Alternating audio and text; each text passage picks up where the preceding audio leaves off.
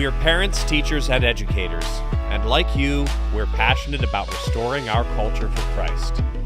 This is Veritas Vox, the voice of classical Christian education. Hello again, and welcome to another episode of Veritas Vox, the voice of classical Christian education. Today we have with us someone I've just gotten to know in the last year or so, and it's been a real thrill because of things that she's involved with that I enjoy. Her name is Amity Shlaes. Amity, welcome.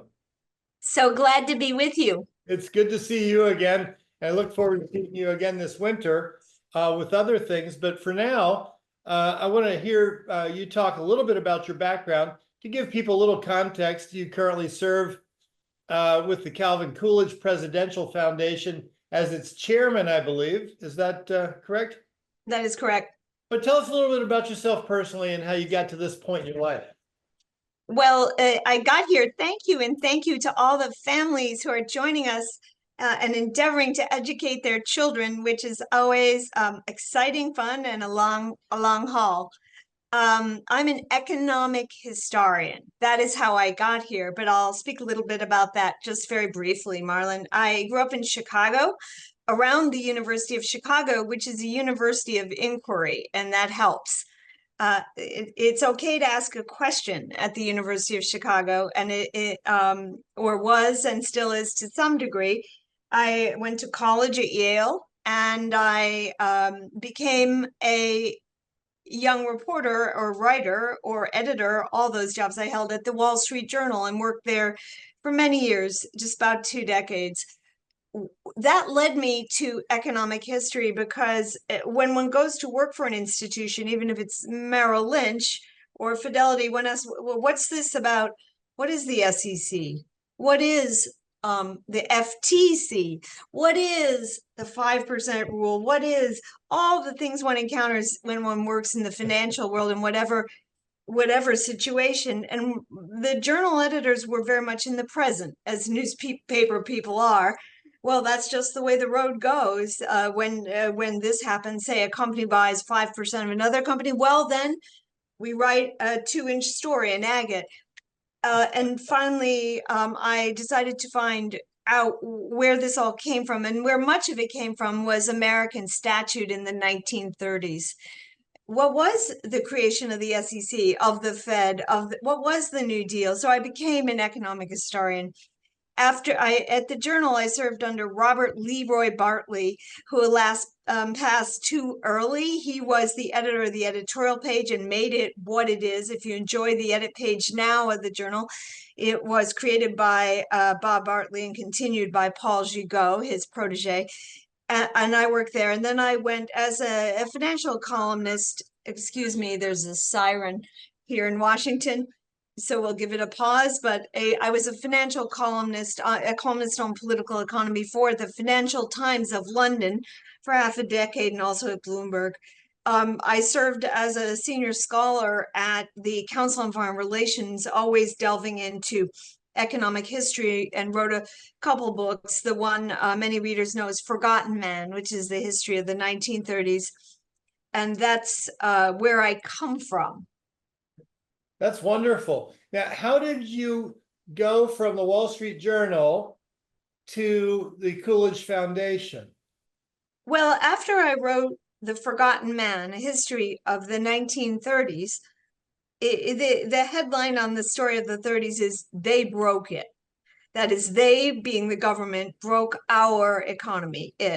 But what was unbroken before they broke it? What was it in America that made it prosper all the period before the Great Depression? And if you go back to that, you come to Calvin Coolidge. You could write a book about the 20s. You could write a book about the man who made the 20s. I chose the latter. People like to hear people's stories. So I turned to Coolidge, and I found in him a worthy subject. He's a difficult person to write about because his papers, his ephemera, his letters, his correspondence, everything is scattered. He doesn't have a great presidential library the way modern presidents do. And that is mainly because he didn't want it that way, Marlon. He didn't want to take government money to have his himself glorified. He had a real modest streak. He was even a little sanctimonious about that. Sanctimony is also a sin. And as a result, it's hard to find his papers, but the Coolidge family are very helpful.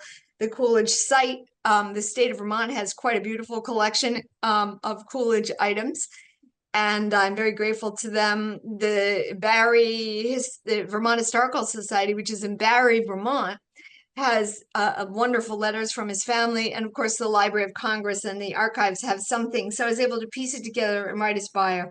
And then I thought, this is a wonderful man. He's ranked, I don't know, in the 20s or the 30s. He should be in the top 10. And I went on the board of the Coolidge Foundation, eventually became its chairman. Okay. Tell us what the Coolidge Foundation does. What do you promote? What do you seek to accomplish?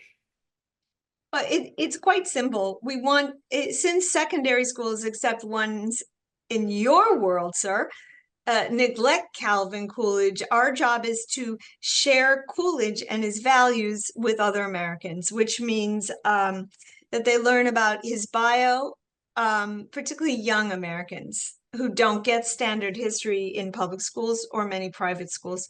So his bio, who he was the 30th president when he served and so on, but mainly his values. He was a determined Federalist. He always, well, when he could, he spoke of the United States in plural. The United States are, not is, and that was because he emphasized the states. He said the United States are inviolate only insofar as states, Arizona is inviolate. He was talking about a new state, Arizona. It was a determined Federalist. He actually cut the federal budget, which today presidents don't do. If they manage to, maybe they might cut the increase in the rate of growth of the federal government. He actually cut it, and he cut the federal debt. So he's very interesting. And when we started at the foundation, we tried to think what we should do, and we thought we should get to young people. That was important, and we thought we should get these messages. So we created this Coolidge Scholarship, which is a full ride scholarship for academic merit. We do have some homeschool winners, by the way, in case you're wondering. It's incredibly competitive. There are over 4,000 candidates for right now 4 scholarships or 5.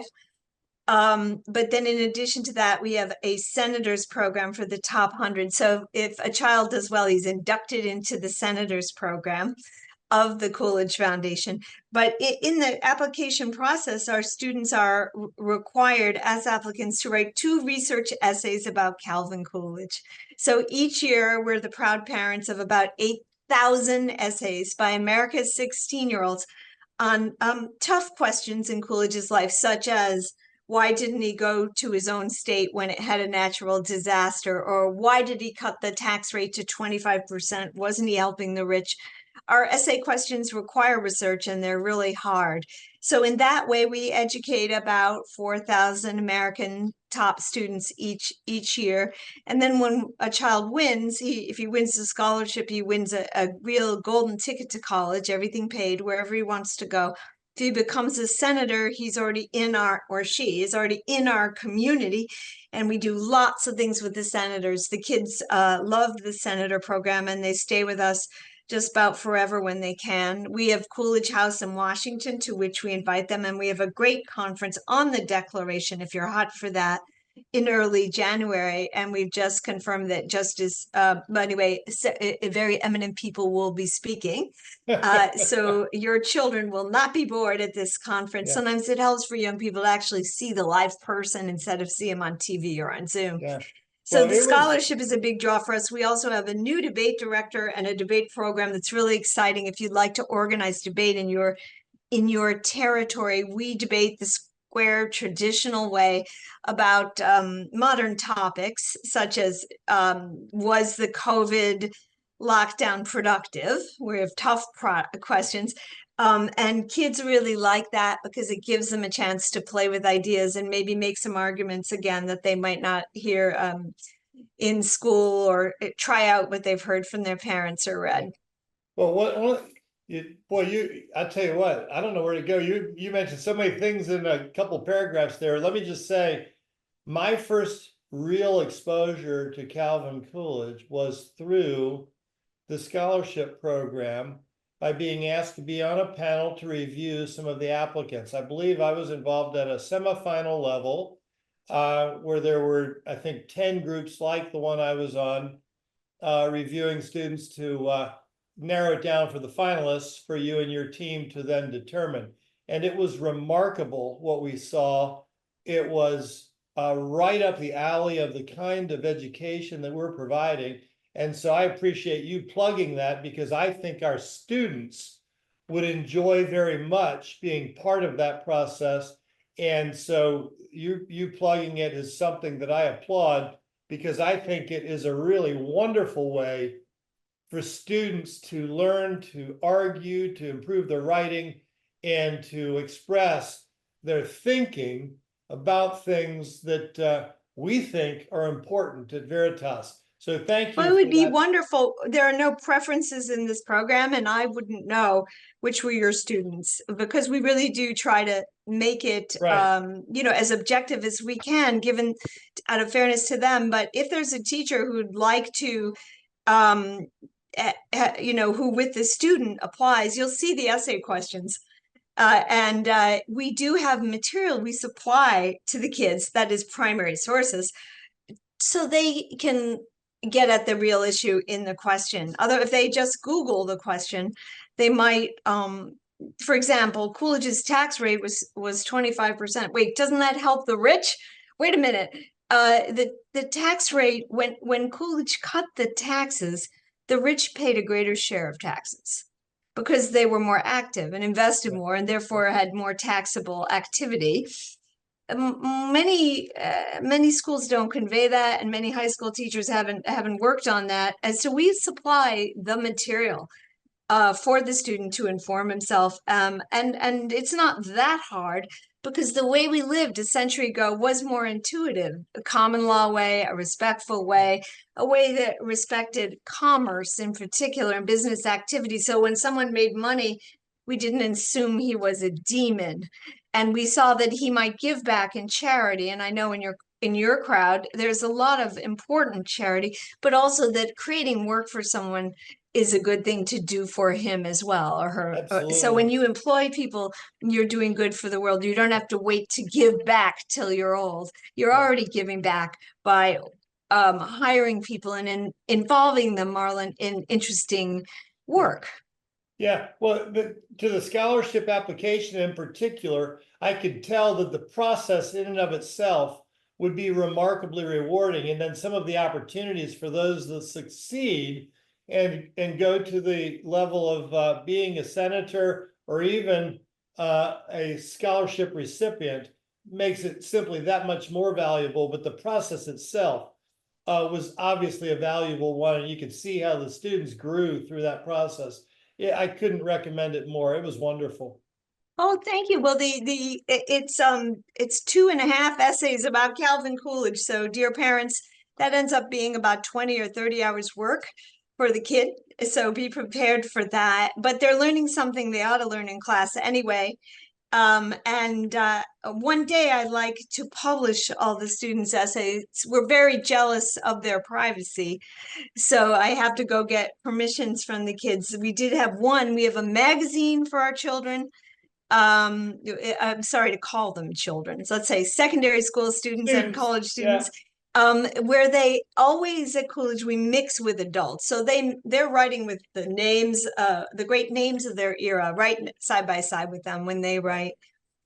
And we have a book club for them and so on. Yeah, taking the Coolidge Presidential Foundation as a whole, looking back in 20 years from now, back to today, what would you want to be able to say that you accomplished? What do you hope to accomplish in this time frame? Well, that's a wonderful question, and I'm so grateful you're focusing on this. This has been my 10 years effort. Founding a college costs hundreds and hundreds of millions of dollars. the Coolidge is essentially a workaround alternate community without having to get accreditation, dorms, fire department approval, state approval. It's a club, a community, a friend group with beautiful sites. Here in Washington, you can see Coolidge House behind me. It was the home of John Thompson Mason, the nephew of George Mason. Then we have, of course, with the lovely state of Vermont, the Coolidge Homestead site, which we hope you visit in Plymouth. What I hope is that we can award 12 scholarships a year. So that's 12 full rides. So we have 48 offspring Coolidges in college at any time, because 12 is a magic number for friendship. As those of you who've been in a frat know, or a class, a seminar class, the 12 become close to each other. And I fully expect that the young Coolidges will lead the world. I don't know what party they'll be in, and I don't care, but it will be a good party, and they'll make it better politically. I mean, so 12 a year, and we are endowing that, which is contrary to the culture right now. Nobody wants to give to endowments because maybe their intent won't be honored. That is possible, but we have a very strong board and a very strong president, Matthew Denhart, who oversees, and I know you met him, Marlon. So for at least 2 generations, I'd say, will be a good investment. You're protected, yeah. And so that's my goal, endowing 12. Yeah. And that's less, say, than building 2 buildings at some universities. I love that. That's great. You mentioned a story from Calvin Coolidge's presidency. You mentioned about a local disaster that happened. Unpack that story for us, because I think that is a wonderful story for us to hear in the here and now, when we are so quick to dole out money, regardless of political party. We're spending money like there's no tomorrow, and he had a very different take. Yes, well, right now resources don't feel scarce because we have a sort of strange monetary idol, euphoria right now, but that can't last. But Coolidge was not drunk, and he was not euphoric. That is, he saw with clear eyes that money is a scarce resource of the federal government and of the family. He came from a farm town. And specifically what his culture was, and if you have some parents who are reading English or Irish or Scottish philosophers, he was like Edmund Burke. And Edmund Burke had a famous incident in Bristol, which he represented, where he said, I'm now a national lawmaker, and it's not my job to represent your economic interests alone when I'm in Parliament. It's my job to represent all of England. When I make decisions, it would be wrong for me to play favorites with my old home. And of course, that attitude was Coolidge's when he was president. He wasn't president of his old home, Vermont, or his other old home, Massachusetts. He was president of the United States. So as US president, he had to act in the interest of the US. As it happened, when he was president, there was a terrible national disaster, which was the Great Flood of the Mississippi in 1927. And Coolidge, it was great. It was worse than Katrina. And Coolidge did not go down. Why? People said, well, if it were his own town, he wasn't from the South, right? If it were his own people, he'd go. What's wrong with him? He's cold. Well, there was a very specific reason.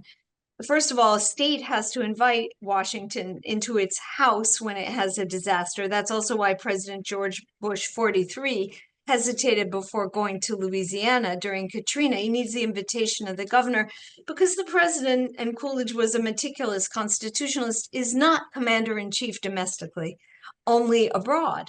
So he said, this is the state's job, and we'll send the Red Cross, which was a little bit had the government sponsorship in that period, though it was a charity. And I'll send the Commerce Secretary, but I'm not going to go because I also don't want to be overridden when Congress passes an expensive spending bill on floods, and there's a snapshot of me helping the people at a disaster, then the compelling nature of the human distress, which was real, will cause a law to be passed that's not in all of our interest and will later cause other distress. That is too much spending. So he didn't go. He was criticized roundly, and people said, well, if it were Vermont, well, he would be going. Well, sort of biblical retribution, or it felt like it. There was a flood in Vermont that year. Let's test the guy as if he were Job. That's sort of the way it must have felt to Coolidge, and his own little streets, you know, in very near him, the bridges were washed away. And he was from a poor part of Vermont, often flooded. They used to call a little flood they'd say a freshet sometimes.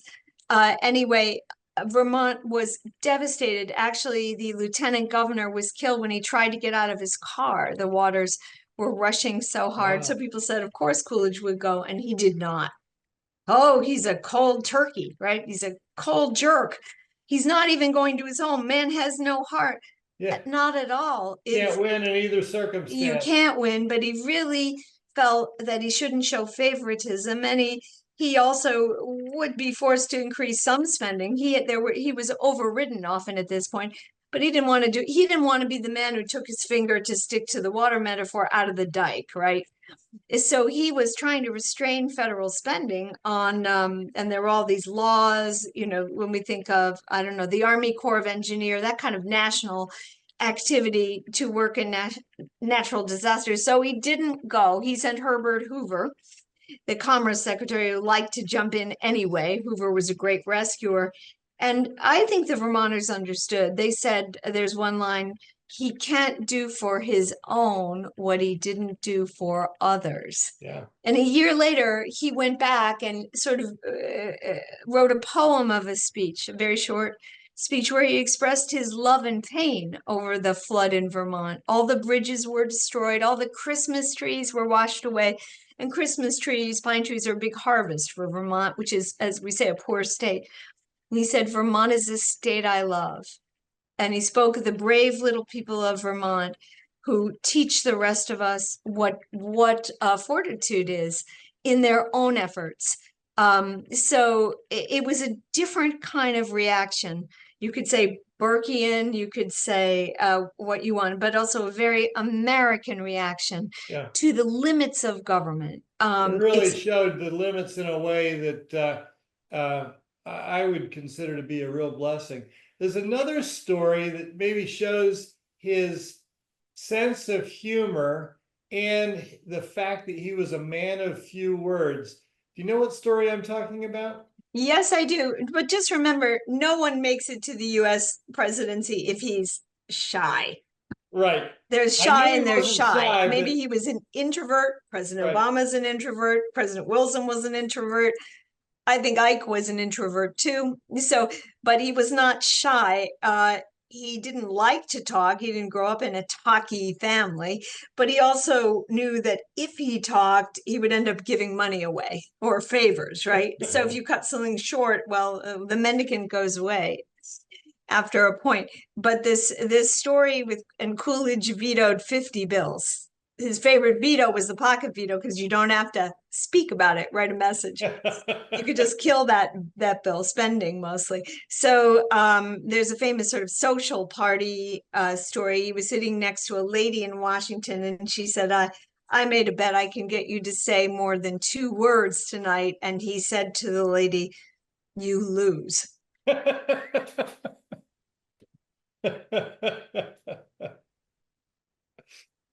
I just thought that was hilarious when I first heard that. I can't imagine a sitting president sitting there knowing that he can't say another word for the rest of the night.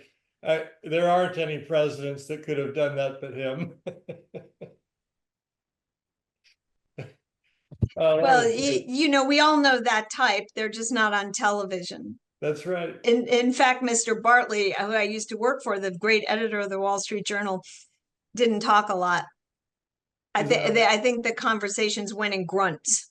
And I discovered pretty fast that the more garrulous the editorialist, the less productive he was, that the productivity of the Wall Street Journal editorial page with regarding individuals was the more silent someone was, it was an inverse proportion, the more productive. Yeah. And those of you who come from farm background, you'll recognize Coolidge very easily. Farmers don't slop over. They don't tell you everything the first time they meet you. They put their money under the mattress. Coolidge came from that background. Yeah. And he practiced that his entire life. It's remarkable. I've told people this before, and I'll say it again. If you're not familiar with the character with which he led our country, he is somebody to become familiar with. Well, yes. And when I wrote the Coolidge biography, I'm his biographer. It's called Coolidge. It's long, but he's worth it. I struggled with what to put at the beginning. And one thing one could put at the beginning was, which would have been better probably, authors go back and see what they did wrong after, right? Was that Coolidge chose not to run again when he could. Right. He was like George Washington, and I know you and your children, parents, studied George Washington's farewell address. He said it's time to go. You've seen Hamilton. You know when Washington chose to go for the good of the polity and to limit, what can we say, the growth of autocracy, right? Coolidge said it's a great safety for the country for the president to know he's not a great man, that he's just a servant. And so I should have made that the beginning of the book, but the beginning of the book is about debt. And that may yet become a better beginning as we come to confront our debt. So that's the reason to read about Coolidge, debt and restraint. Yeah. Yeah. A very different mindset than what we've seen in recent decades. Tell us a little bit more. How does a student find the scholarship application? Well, it's Coolidge. I think it's CoolidgeScholars.org. Let me see. CoolidgeScholars.org. Okay. That's one place. And I hope teachers look at it too. These 10 juries are blind to each other. That's how serious we are. So if we take what they get, and then we have the top 10 or 12, and a fine jury evaluates, and that jury is chaired by Governor Jim Douglas of Vermont, a former governor of many terms, and we're very square about it. Our main problem is we don't have enough scholarships to go around. So we do award the top 100 senator status, and they put that on their college application, believe me. Yeah. It was remarkable to me. I forget, how many candidates did we evaluate as a semifinalist? You evaluated 10 or 12. Yeah, and we were picking 2. Yes, sir. It was there, if I remember correctly, there was unanimity for those top 2, if not, it was very close to unanimous. And there was certainly consensus with what we did. And we did not discuss the candidates prior to the day that we met to finalize that vote. It was a pretty remarkable process. And it was not an easy process because there was so much talent in the applications that we got. It's almost heartbreaking. So one could say, I mean, I think the scholarship, because it lures so many candidates, should be the goal. But if you're running a business, think about it this way. Do we want to widen or deepen our relationship with our students, get more students? And I would like to serve at least by widening the top 100 candidates, because they're all pretty good by the time they get to a jury. And I believe young persons, I don't believe you have to go, let's just say this, I have 4 children myself. If you want your child to be exposed to traditional values, you don't always have to send that child to a conservative school. Sometimes it helps, but you don't have to. You just have to be sure the child is exposed to those values, because traditional values are common sense. And you have to show them, this is important too, that people who have succeeded, well, some of those people have been conservative, even senators, even presidents, even now. And it comes to mind actually here, someone you may not know, but Congressman French Hill is a big supporter of ours. He's from Arkansas. And he's conservative. He believes in a restrained Fed. That's a big case for him. He'd be a wonderful leader of our country, I think.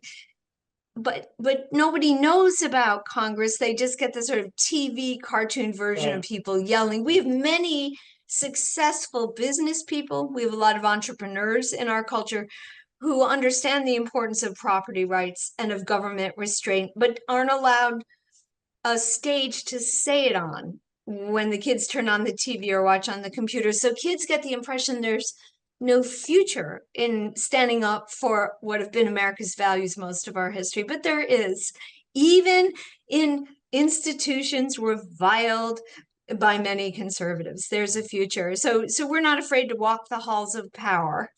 I think the country's going through a phase, but it's not overdone in apocalypse mode yet. Yeah. And I think we should be less fearful. So we're hopeful our students will walk in all different places. We have students everywhere. Some of our, we have at least one student at Grove City. You know, we have students applying to Hillsdale. I don't know if we have senators at Hillsdale, but I would guess we do. We have students in Texas, maybe at the University of Austin. We have students at the University of Texas at Austin. We have students at Stanford. We have students at MIT, and we have students at Baylor, you name it. And all those students have Coolidge in their hearts, and they have common sense in their hearts. And as long as they know that traditional values may be honored someday, and they understand traditional values, they appreciate them, and they are not afraid. That's a wonderful place to stop, and we need to. Amity, thank you so much. This has been wonderful. Well, thank you. Congratulations to all parents for putting in the effort with their kids and going on this education adventure that is parenting, especially when you're homeschooling. Absolutely. Folks, thank you for joining us too. At Veritas Vox, the voice of classical Christian education, we hope to see you next time. Bye-bye.